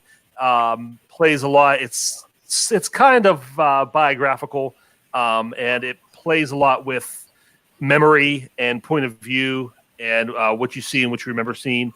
And great cast, and it's a lot of comedy elements to it, like tragic comedy, and like I said, all the crime elements. A lot of fun. And I just love this movie. I fell in love with it. I saw it. And again, this is another tough year. I'm looking here, a lot of good movies. Probably 4 or 5 movies I could have put on this list or put at this spot without hesitation. But when I thought about American Animals, I had to give the nod to. My pick is Shoplifters. It is hyper personal for me. It is a director that I love very much, and it's a family that I think reminds me a lot of my own in a lot of ways. It's just beautiful, heartfelt, emotionally effective filmmaking at its best. I think it's such a simple way to tell the story, but then it takes sort of a turn about halfway through that I think makes the movie reach another level. And it connects so much with humanity, and I think it's got such a warmth to it that I think I just love it so much. Okay, so Infinity War. I will stand with you, Brian. I don't think it's the best of the decade of this year. Of this year, but I always hate the argument that we didn't have a character moments. Yeah, we had a lot of movies leading up to this to have all the character moments we want. Now we're at the battle point. So we didn't need a bunch of character beats really because they've been fleshed out. They were on a collision course for this the entire time. So I really enjoy this movie. I enjoy this movie a lot more than Endgame on rewatches because I think Endgame's good, but I just think Infinity War tells a tighter story about it and like the battle for the stones versus the scavenger hunt for him. So I like that choice. Peggy, what was your 3 you picked? Black Panther. Black Panther. King falls from grace, has to return with some buddies to take back kingdom. Yeah, I'm not talking about 94's Lion King, but it's the same beat, better. I don't like Black Panther as much. And this is another reason why I think it's Koho.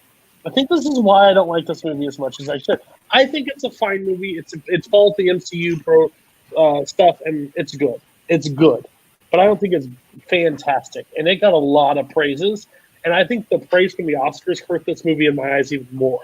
Because We're Child is the best picture, but no acting, no directing, no nominations across the board. It was just, we got to put Black Panther there.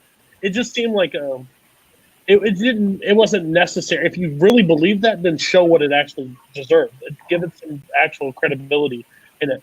It just threw it out there to put a popular movie at the top. So I'm okay with this movie. I think it's just like origin movies for me in the MCU. They're fine, but they're not my favorites.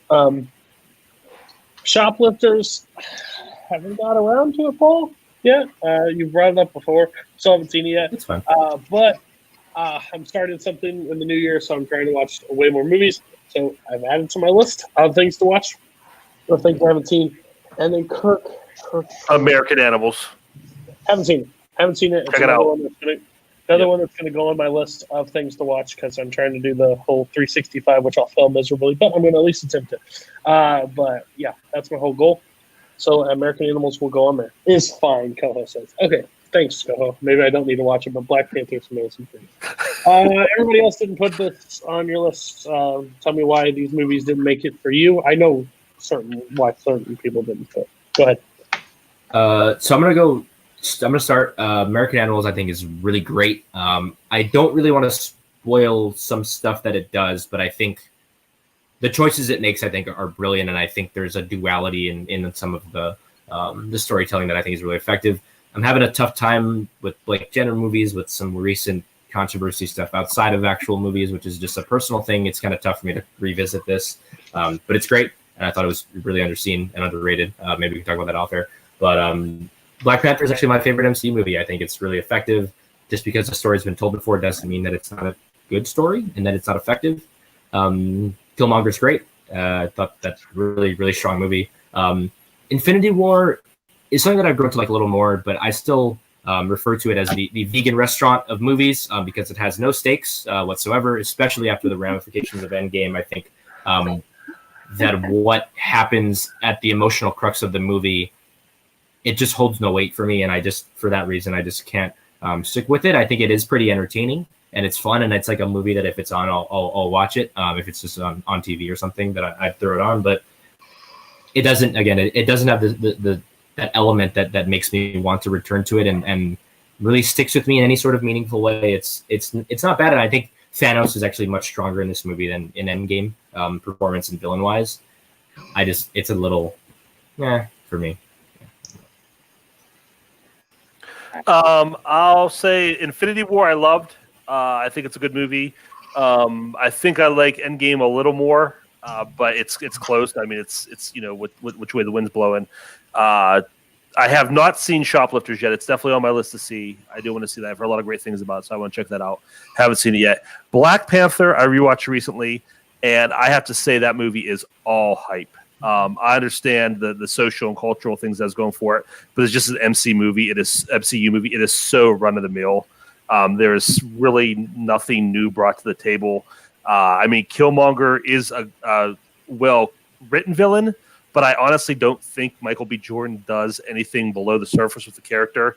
Rewatching it, I thought it would be really interesting if they would have cast Daniel Kaluuya in that role. After seeing Widows, I think he could have gone a lot deeper, a lot darker than Michael B. Jordan did, and made that character a lot more interesting. But I mean, you have the waterfall scene with all that CGI and that big dumb CGI Rhino stampede at the end. It's nowhere. And again, the Oscar stuff I think killed it for me because I mean, this is not in the same universe as a Oscar contender. It's just ridiculous that this got nominated. And I think that naturally lowered it for me. But this again, going back to it after all the hype died down, there wasn't that much this movie for me that I could get out of Doctor Strange or Age of Ultron or any of those other average Marvel movies. It's no Green Book, I'll tell you that. I'll agree with Eric. I think that Black Panther is it's a good mid-tier Marvel movie. Yes, Killmonger is a good character, but really beyond that, it's as good as many other Marvel movies, but it's not one of the best, in my personal opinion. Shoplifters is a movie I'm familiar with. It's been on my watch list forever. I really need to get around to watching it, but I have not yet. But I've heard nothing but good things about it. American Animals is one I wanted to like more than I did. I mean, it was kind of an interesting experiment, kind of intertwining the documentary with the kind of basically reenactments kind of in the narrative filmmaking.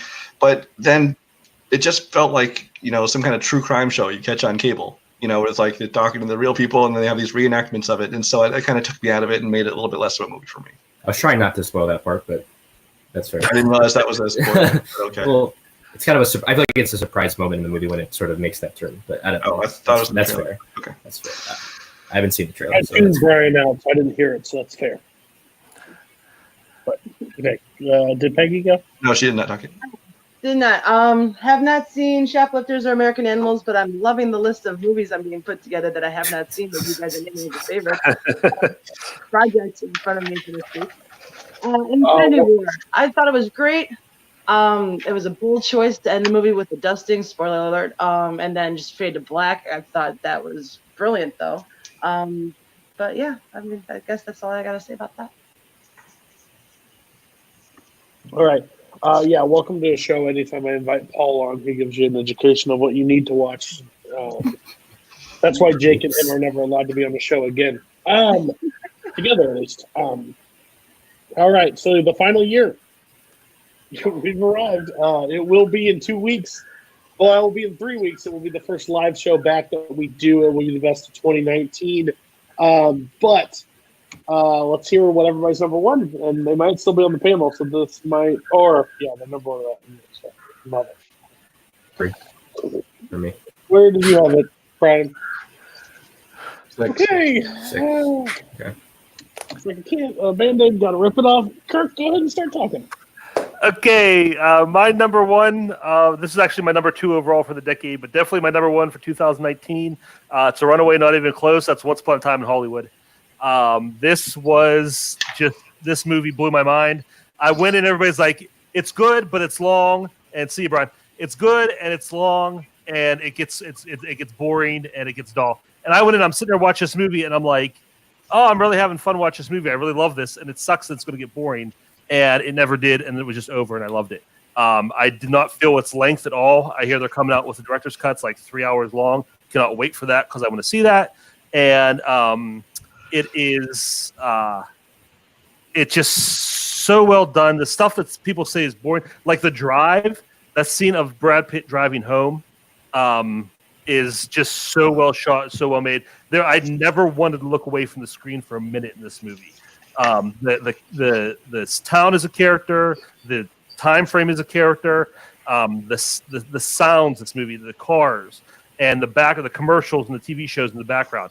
Everything in this movie is so well done, so well made. Yeah, there's not a great detailed story, but it's about these characters and about their lives. And yeah, it's just fantastic. I love it so much. It's my number 2 Tarantino now. Okay. Can somebody please start talking? I don't know where anybody had it, but I really need to get off this. I think I have it at 3 this year, and I'm doing a Kaleb Boatman, Dan Skip Allen special, and I'm holding up the movie. The movie's Parasite. I think this is far and away the best made movie I've seen in a long time. It's such effective filmmaking, and it's so many different genres, which is what Bong Joon-ho is so excellent at. And it's got like the same scene will have like 3 different tones, and it just balances it masterfully. It'll make you laugh, and then all of a sudden you're terrified, and then all of a sudden you're really invested in this drama. And I think what it does on multiple levels in terms of the there are metaphors going on, but also it's very direct filmmaking. It's pop entertainment, but it's also thoughtful. It's great commentary on class and race, but it's also incredible to look at and incredibly staged and constructed. It is my favorite theatrical experience that I've had in probably 3 or 4 years. I think it's one of the best made movies of the decade easily. It's just so excellent from top to bottom. Song Kang-ho is amazing as the dad. He's so funny, but then there are moments where he can be tender, and moments where he can be really serious in kind of a scary way. And I think the ending is brilliant, but through and through, it's just a movie that floored me. And I can't wait to watch it over and over and over again. Who was next? I think Peggy, I think I had 5. Yeah, I had at 5. I went with Avengers Endgame. Combination of the phases of the MCU and everything.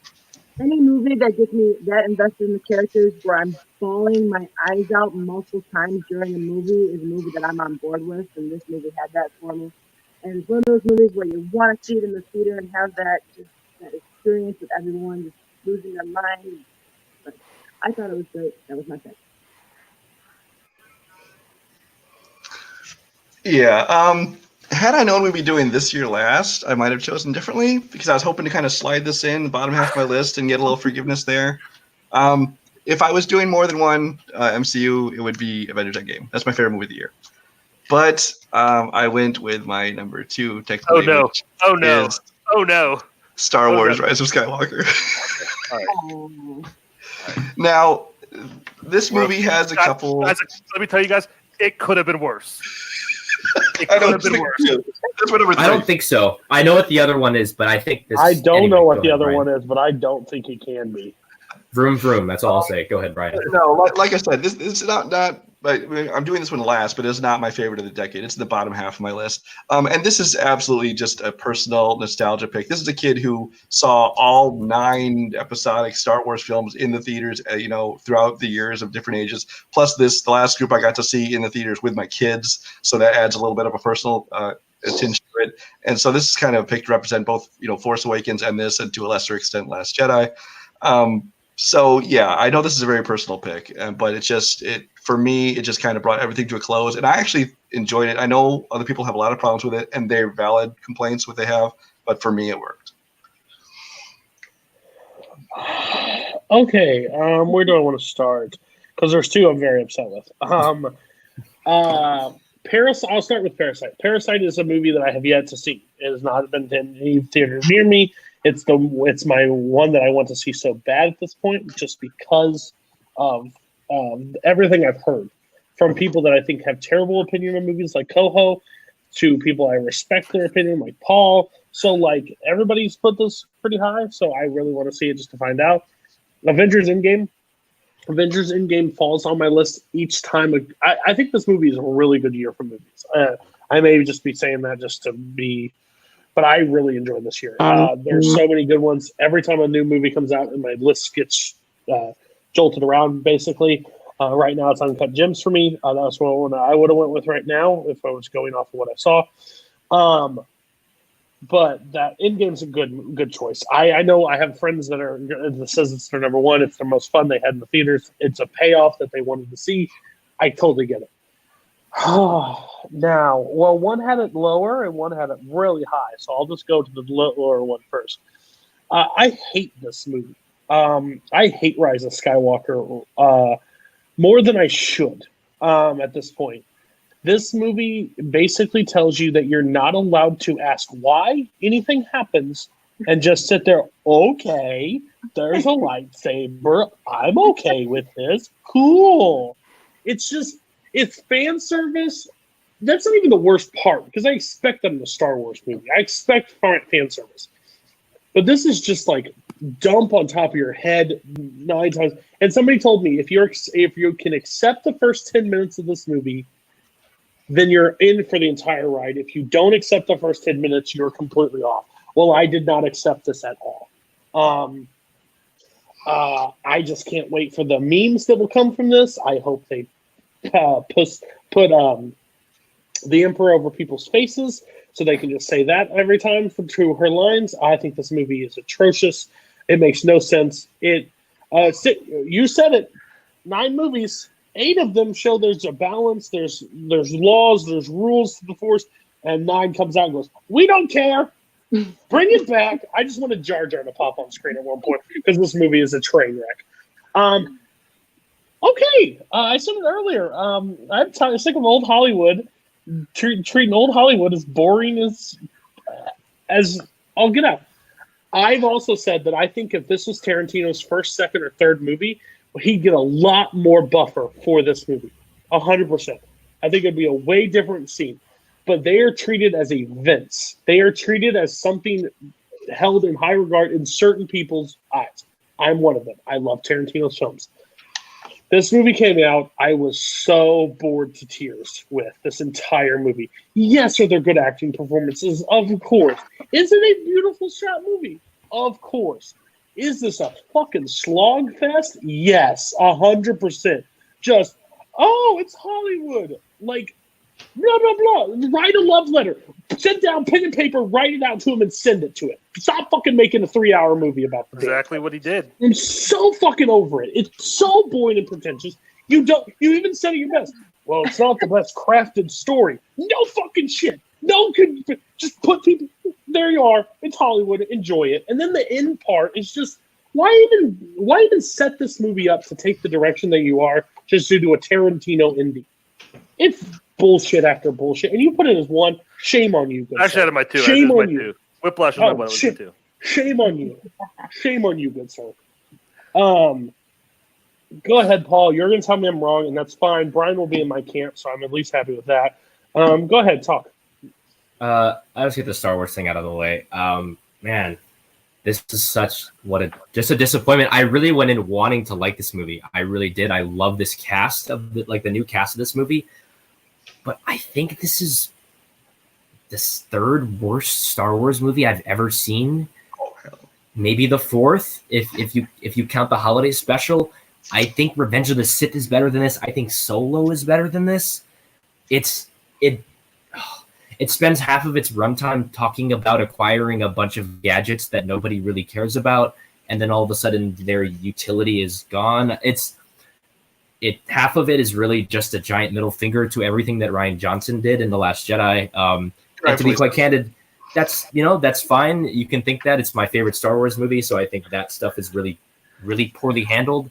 And you got to make a sequel to the last movie. You can't just pretend like the other one didn't happen. I think that's a huge sin of this movie. I just think I don't want to get into spoiler stuff because that this is not a Star Wars podcast, but I just think a lot of the choices were really lame and toothless. There are 2 really great moments. The fight that switches between Kylo's quarters and the planet, I think that is incredible and one of the best Star Wars scenes really that I've ever seen. Where it's like switching perspectives and the camera's swiveling. I think that stuff's amazing. And there's an appearance of a person who speaks a line from another movie that I think is really, really great as well. But I think the rest of the movie is really trite. Rough. Avengers Endgame, I think is a pretty good movie. It's a little full of itself. It's like making fun of these other time travel movies, and it's like, is your time travel logic that much more sound? I don't really think so. It's pretty effective. I think I wasn't as moved by it as other people, and part of that's investment in the franchise, and I understand that. But Kirk's, I am with you, Kirk. This is one of my favorites of the year as well. It's probably my second or third favorite Tarantino movie at this point. And I'm not the biggest Tarantino fan in general, but I think it's such a beautiful mosaic. There's so many different things that are happening, but I think they all sort of coalesce into one story at the end. I love what it does with Sharon Tate's story, and I think that was my biggest worry going in: is is he going to make this a weird, hyper violent? I didn't turn it into The Haunting of Sharon Tate, which is the worst movie I've seen this year.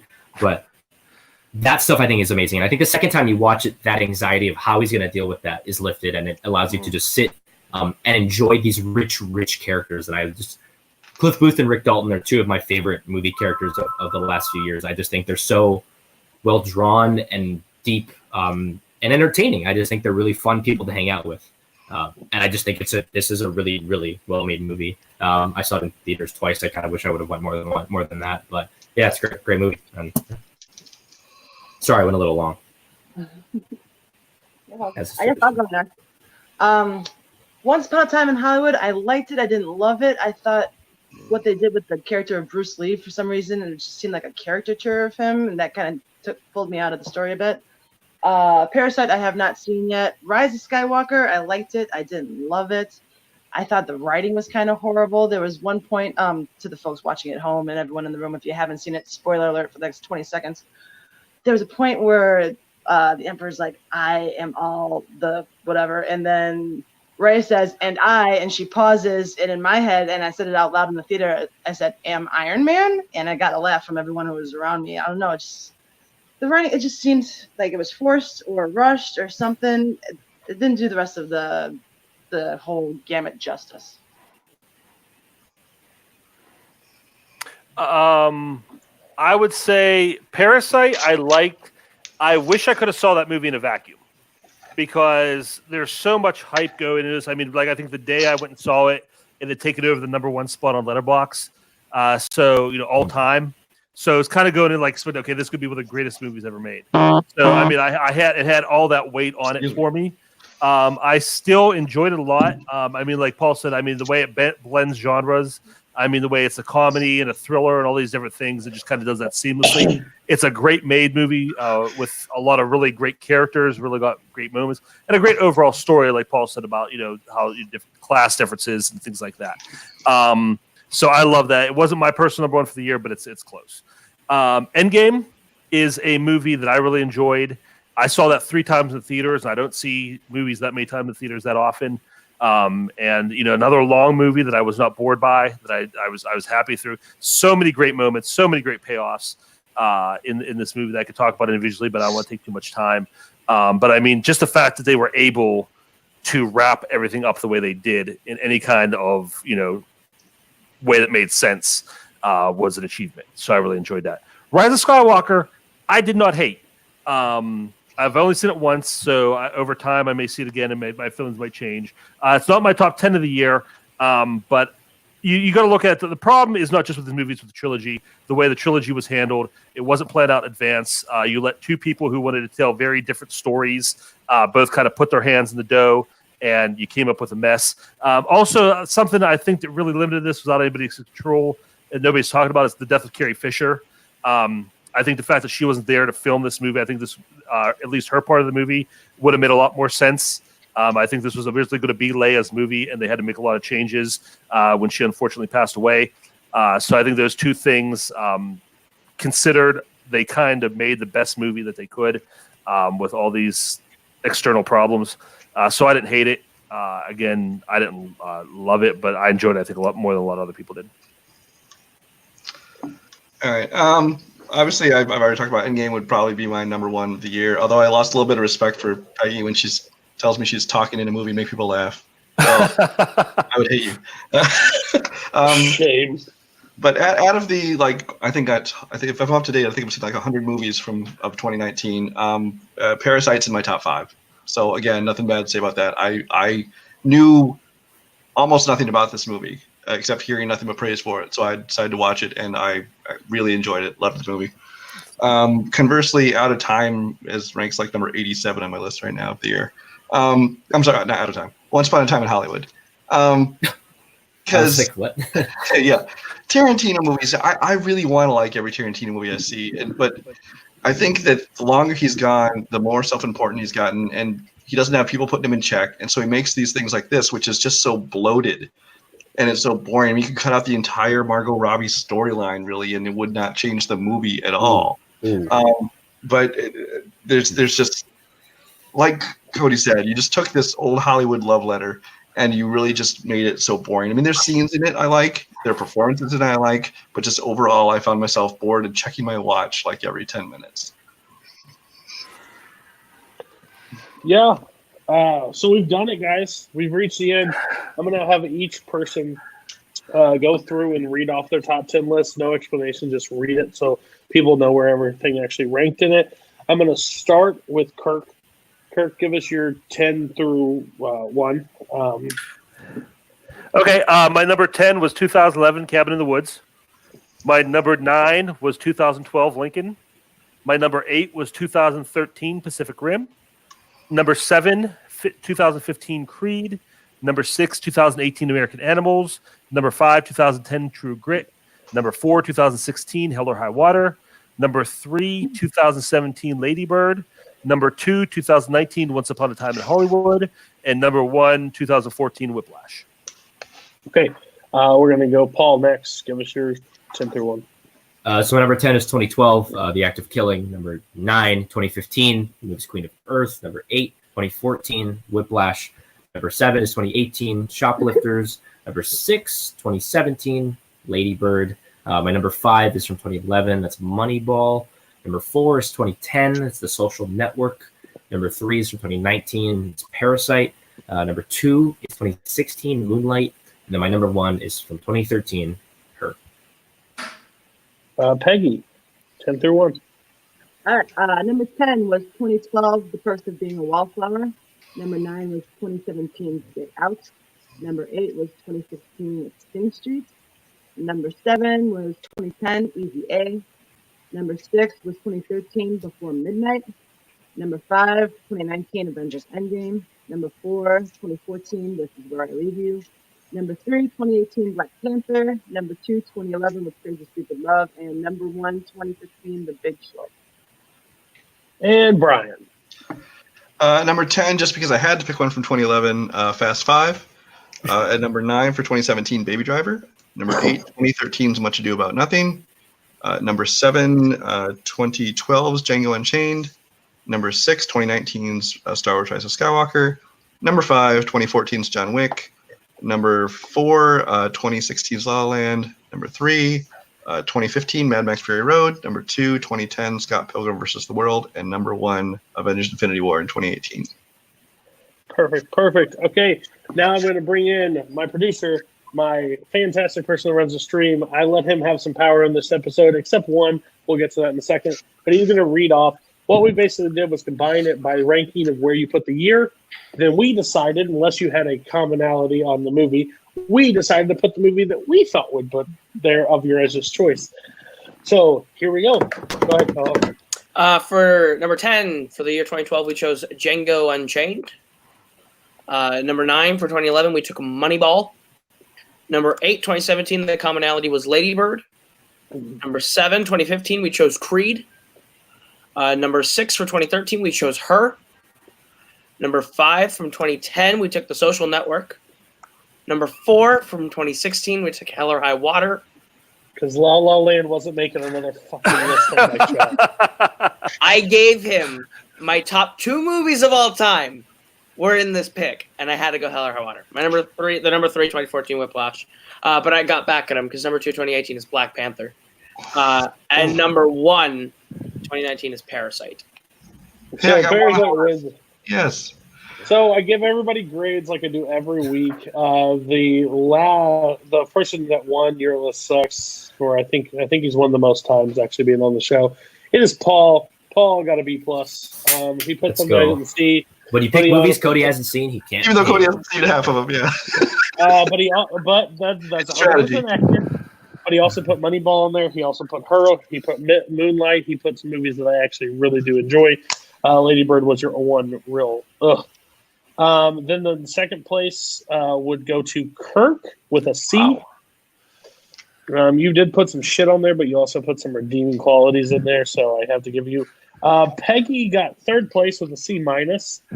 Had some interesting choices, blah blah blah. And last place, not even a close contest, D minus. Your list definitely stinks. It's rough. And that's why I'm here. But here comes the upcoming list. Okay, the next 2 episodes will be pre-recorded. I do need lists. It's worst of 2010s. If you want to be on that list, and then I will literally comment. I will literally reach out to some people and say, "Hey, you can be on there." I know you don't like to talk about it, but you can be on there if I don't get enough people. Then we're doing worst of 2019. It will be the last pre-recorded show, so the stinkers of this year. Then we'll be back live for January 22nd of best of 2019. It's going to be a stacked panel, I think, so most people. Football movies could potentially be a music topic. I may lend that to Brooklyn. I don't know. He wants to try it out, so we're going to see how the community reacts to a different topic other than movies. Don't think it might go well, but we'll try it out. Did you include February on there for me? February, we're doing Oscars, something to do with Oscars in 2020. It'll probably be snubs, nominations, something like that, so stay tuned to that one. Worst on-screen chemistry for February 12th. It's going to be a very interesting topic for Valentine's Day. It should be a lot of fun. Then A24, hosted by Paulo Yama, hopefully. Maybe if we can possibly get him or somebody, he'll at least be on the panel, I know. But we will have A24 represented. I don't like those movies, so I can't be there. And then February 26th, Overrated Classics by Kaleb Boatman. He chose the topic. I'm really excited to see because we were going to do best, but then those are obvious and worst. So we went overrated because we think it's going to get the most things, and Boatman's really excited. So send me your list. Thank you guys all for being on. Have a good night.